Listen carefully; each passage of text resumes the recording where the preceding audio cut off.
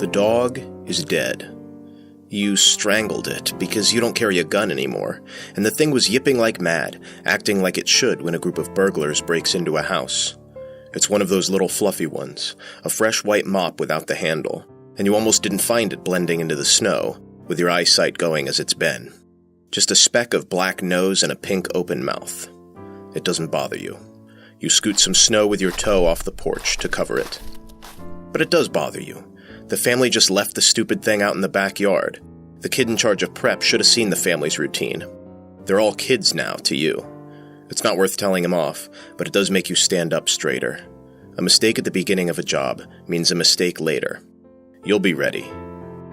Probably. A door to another huge house slams somewhere nearby, and yelling from inside muffles with it. You chuckle, in a Grinchy sort of way, the distant domestic troubles of a suburban family on Christmas Eve. They might be grateful and stop arguing and make up if they knew they could be the ones getting robbed. Tonight's crew is confident and stupid. They make you watch the backyard because they don't think you can do much else. Arrogance mixed with youthful excitement, and you're mad that you're fine with it. You're mad that you think you're better and realize you've got the same arrogance mixed with youthful excitement, and that maybe they're right, and it's freezing out here. So you keep an ear out in the backyard, a useless endeavor, waiting for the next mistake. The kid driving the van said the family'd be gone for 2 hours, and the job should only take 20 minutes. Car engines rumble by on a neighboring street. You're not worried. Trust has never been part of the job. Or life. Look at you, living in absolutes. Judith hated absolutes. You promised yourself you wouldn't think about her tonight, how cliché that would be, and you bite your bottom lip, the trick she taught you to keep from getting angry. A crack by the back fence swirls up snow, and a shadow darts in your left periphery. A cat perches on the fence. It sits there, unwavering eye contact, like cats do when a group of burglars breaks into a house. It saw you kill the dog. It's been here the whole time, and it makes you feel like you're not doing your job. Bottom lip be damned. You tell the cat to scram. It doesn't. Maybe you are useless. They've got you standing out here in the cold, with a dead dog in the slush as the multicolored Christmas lights flicker in between the falling flakes. You've got this feeling of warmth mixed with the anger. The sentiments of the season get to you. Not the longing or the closeness. You don't have friends. Maybe it's the idea of them. You stuff your leather-gloved hands into your leather jacket pockets, feeling old. You are old. You didn't even bother to ask any of the guys' names. They switch around, get caught, move away, grow up. You stay. That's the excuse tonight. Nobody'd believe you, but that part of the job feels good. Consistency. Everybody needs a reason, and you like the work. It's never going to be one last job like in the movies. You hate clichés. Every kid these days wants it to be like the movies. More absolutes. There was a setup for a bank job, a big one, 4 days ago. After sitting in the van doing recon with a crew that called themselves the Creepers, you pulled out. First of all, no respectable crew gives themselves a name. You know who did the big Arlington bank job last year? No one does, because you don't form crews with names like in a middle school kickball game. Second, these guys were loud and annoying, hyenas sitting in a van, and they drove away from the site to get food every hour. A total joke. You hear laughter inside the house. It smells like burning. You look up to the chimney and see faint wisps of smoke. They lit the fireplace. This is too much for you. For no respect of the craft, for keeping an old man out in the cold, for wasting time. How long have you been standing out here, doing nothing? In any other job, you'd stay put. But there have been too many mistakes. You go inside, closing the door behind you, and turn to see a scene that's truly astounding in the worst possible way. These guys are not the Creepers, but they're just as loud. A ruckus emerges from the kitchen, and two of the guys clink beer bottles together and walk into the living room where you stand, your snow-flecked boots dripping onto the hardwood floor. One of the kitchen crew raises his bottle to you, nods in mock respect, and says how he knew you might have been too old for the cold. He compares your leather coat to a walrus, and the other guy laughs. Wally the Walrus, he says, even though that's not your name. You ignore it because you can't stop staring at the other three guys, grabbing presents from under the enormous tree and ripping them open, They toss the wrapping paper and bags in the fireplace, sparks and pops from the mixture, completing the spectacle of amateurs. You ask what they're doing, in the tone of an exasperated parent, and one of the idiots under the tree explains how Joe is back there in the bedroom working on the safe, and only one of them can do that, so they might as well see if there's anything worthwhile in these presents. He asks you to come help. There are an ungodly amount of presents. This seems like a foolish waste of energy, but this job is already a nightmare. You step around the guys tearing into the gifts and walk up to the fireplace. The crew member by the fireplace in charge of paper burning slaps you on the back, welcoming you inside. You grunt. They're all too happy for this. They don't have enough memories to make them careful. You know about being scared to death. The museum in Vancouver. The International Airport security when you had that tiara hidden in the brick. That was stupid and terrifying. Fear creates courage. These kids are all faking it. "Look at this," one of them shouts, and holds the gift over his head like a kid in the back row who thinks he knows the right answer. He says it's an arena box, and it looks like snorkel goggles. "One of those virtual headset things, real nice. You see the commercials everywhere," the fireplace guy says to you. You've never seen them, but grunt again in acknowledgement. Beside you on the mantelpiece sits an elaborate ship in a bottle. You look at the detail as close as you can, and whistle in awe. Must have been tough building that, you think. The rest of the house looks so modern, so simple, which is why it catches your eye. Someone must have inherited it, or someone in the family's got a more refined taste. You look at the huge Christmas tree and the earthen rock wall above the fireplace, swooping into an archway overhead. What do these people do? There are so many presents. You ask if there are children that live here, and one of the guys with a beer says, "Yep, you've never unwrapped this many presents." You try not to get caught in the cliché old man thoughts of when I was your age and being grateful, but you do. You hope it's not retroactive jealousy and that you're still immature. These guys wouldn't get it. You exhale and bite your bottom lip.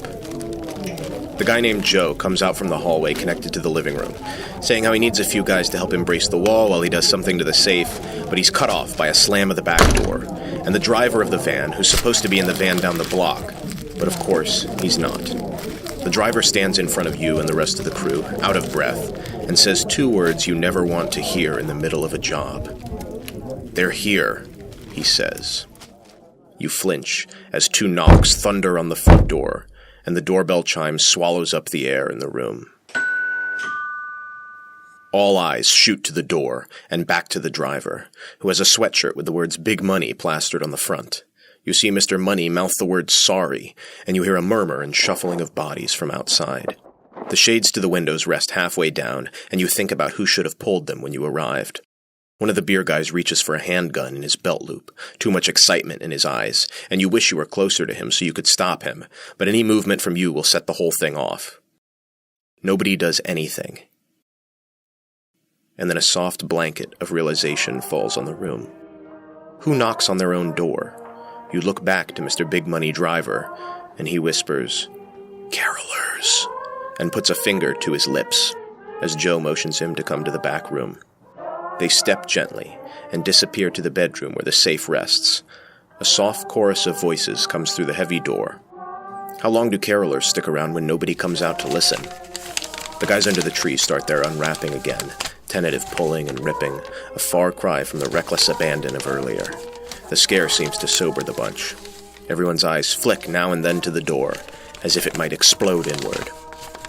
A bang comes from the bedroom, followed by a whirring, and you know they're taking stronger force with the safe. The carolers keep up the routine, unaware of the noise inside. It puts the crew at ease, even though you were all in the clutches of disaster moments ago. How quickly we forget, you think, and laugh at your own old man truisms. You walk away from the fireplace, taking a pause at the ornate coat rack by the back door. Another relic of the ship in a bottle owner, you think. You continue into the kitchen. It's massive. Garbage from a hot dog fast food joint litters the counter, from the beer drinkers, no doubt, and you consider taking it to burn in the fireplace. But the evidence of the crew's handiwork is so abundant, it wouldn't make a difference. The white and silver of the kitchen hurts your eyes. There's a table here, big, wooden, similar in style to the coat rack. Another old piece, out of place. This table gives you an idea. The job is taking too long. You shouldn't have time to roam the house. But maybe there's more to it than the safe, and these guys are too dense to look harder. You decide to do a little personal thieving on your own. Trust has never been a part of this, remember? You walk back through the living room, motioning your intentions to go to the bedroom down the hall. None of the guys give you a second glance. You go halfway down and take the stairwell upstairs, turning right, out of sight, and into the dark. You move down the hall, the carpet cushioning your footfalls. It's dark. Things are in order, doors are closed, signs that none of the other guys came up here. They went straight for the safe, as they should. You open a door to a bathroom and step over to the window above the toilet. You see an RV pull out of the driveway across the street, and the carolers down below, out front, shuffling off the stoop, do-gooders helping the RV reverse. Wait till they tell their friends where they were on Christmas Eve. They'll probably lie. Nobody wants to look stupid. You return to the hall, open another door. Children's room. Nobody hides valuables there. Too protective. What if the kid chokes on the pearls? You keep moving. The rest of the guys are probably opening the safe now, and you want to get back down before they get the idea to rummage elsewhere. You put your hand on the next door handle, but stop, gripping tight. Noise. Rustling inside. Faint. Light dances from under the door. A slight cough. And you trust your ears. It's not from a TV speaker. Someone's inside. How could the crew not check upstairs? How did whoever's in here not hear the mess downstairs? And it hits you, and you fear the worst. Whoever's behind this door did hear everything. You've seen this before. You know how this plays out. It's a kid. The parents went out with the family for a Christmas Eve night, and the kid's probably sick or whining, and they don't want to ruin the event for the rest of the family, because the sanctity of the memory is more important than the parenting, so they leave her home with the TV on. And 8 adults clothed in black are tearing her house apart, and she's scared beyond belief. You exhale, still gripping the door handle. This is the last mistake tonight. You could leave her here, but you don't want her to come downstairs. You don't trust those guys. Maybe this is the last time you do this. You can't think about it right now, so you swing the door in and reach for your pistol out of habit, not to hurt her, just to scare the little girl into saying nothing.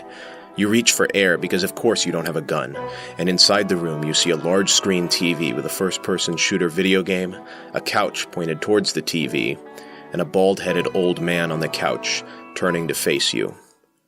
"Sweet Saturday Christmas," the old man says as he turns around, and you wonder why you consider him old. He's your age. You start to say something, but he holds up his finger and looks down at the controller to pause the game. He lets out a little laugh, which turns into a cough. "Oh, you're robbing us," he says. "Thank God. Go ahead." And he squints at the TV, unpausing the game. You stay in the doorway. You start to say something again, but he cuts you off without looking. "You see any presents down there from Marvin? What about just Grandpa? Maybe old guy we're all hoping dies soon? No?" You don't have time to answer. "Bah, I guess I have been a bastard recently," he says. "Recently, meaning my whole life." And you hear a paradoxical tone of confidence and defeat. He keeps talking without any prompting, oblivious to your interest. He says they're nice for keeping him here, he can't complain, but this is no way to live, and he's just playing this silly game all the time and can't get past the level where you're breaking into the facility, and if you played it, and even if he did get out more, he's bad at meeting people, and he's never had any friends, and his wife died a few years back, and do you have a wife? And don't feel bad about taking any of the kids' presents, the parents can afford new ones, and his daughter should never have married that idiot, and did you see Percy on the way in? And that he's sorry for talking so much, but they just leave him up here, and he's thought about ending it all, and how the hell do you beat this part of the game? It takes you a second. You tell him your wife's name was Judith, and she died 10 years ago. He says that's terrible, as he mashes buttons, and fails to get through the facility. He says his wife died last year, and she was his only friend. He says he's always been bad at making friends. People just come and go. But not Percy, he says. Percy's a good little dog. And you watch this man fail the game again, and you crumble inside. He innocently asks why you don't have a gun. For moments like this, you think, Because I keep making mistakes, you think. Because life is an absolute, an all-or-nothing game, and because you've thought the same things he has about ending it all, and how the hell could anyone beat a part like this? You go to the door to leave, because certainly they've opened the safe by now. You tell him you have to go. A cliché and a lie. You close the door and walk down the hallway. You realize you never heard the video game, probably because the man in the room can't hear well anyways, and that's why he turned the volume off. The crew downstairs buzzes about. They yell back and forth across the house about how the alarm got triggered, and where's the old guy, the walrus, and they have to go, and he doesn't matter, and someone splashes water on the fireplace, and doors slam, and then quiet. You stand in the hallway in the dark. You clench your leather-gloved fists and stuff them into your leather jacket pockets. Trust has never been a part of the job. You go to bite your bottom lip, but Judith never told you anything about how to stop this. You bite down anyways. You start to chuckle your grinchy laugh, because you see that you are a cliché, and the thing is, it helps to admit it, to own it. You are all clichés, from the owner of this house, to the couple fighting down the street, to the lonely old man behind the door, to this lonely old man in the hallway. You are all an unoriginal mess. You turn around and open the bedroom door, and walk up to the TV. He asks what you're doing. Cranking up the volume, you reply. That must be the trick.